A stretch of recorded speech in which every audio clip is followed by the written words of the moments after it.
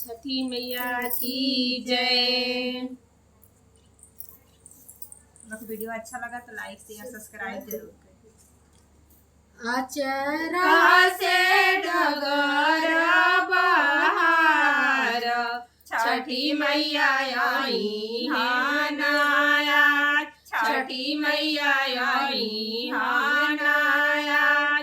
अचरा से डगर बहार छठी मैया आई हानाया, छठी मैया आई हानाया।